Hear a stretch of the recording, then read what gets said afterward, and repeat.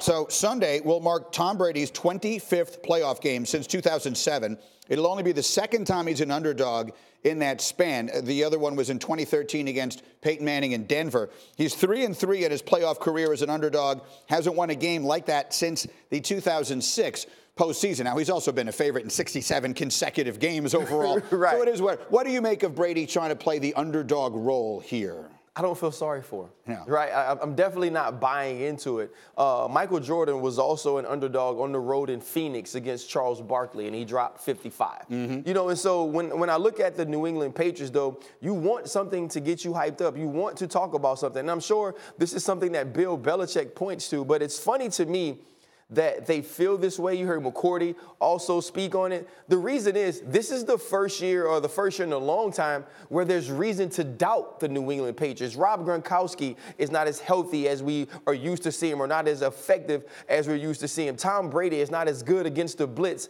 as we've seen him in recent years. The defense hasn't played well as you're used to seeing them play all year. And so there are reasons to doubt the New England Patriots. And also the Kansas City Chiefs are pretty darn good. Yeah. And so I get what they're trying to do and rally around being the underdog. But come on, you're the New England Patriots. Nobody's counting you out. Nobody is saying, as you said, you stink. Yeah, it's really been a tale of two seasons. If you look at it closely, they're 9-0, including the playoff game at home. Mm-hmm. And they only trailed at any point in one of those games. They didn't trail in 8 of their 9 home wins, but they're 3-5 on the road. So they've really been two different teams, and they'll be on the road this week. And it's going to be freezing.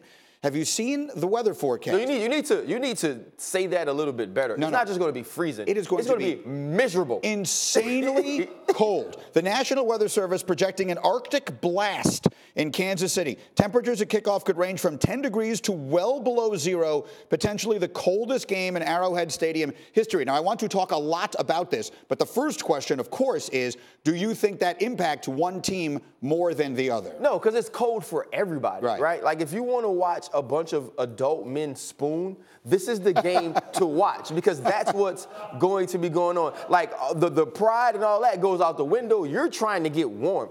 And it doesn't affect you until you start losing. Right? Like, I remember playing in Cleveland one night, and it was freezing, and, like, I didn't even want to warm up. And I was all good with it because I was like, oh, everybody's cold. And then they started beating us, and it got colder. And so for the team that understands coming into this game what it means, you're not going to worry about the weather because the conditions are the same for everyone. But it's about going out, being effective early, and finding a way to not focus on that. And when the scoreboard starts to tilt a little bit, you start to look up and say, I need to figure out what time I'm going to get home. Yeah, because the cold, look, as a fan, nothing better. You got Reed, you got Belichick, you got Brady, you got Mahomes. Right. This one has all the makings.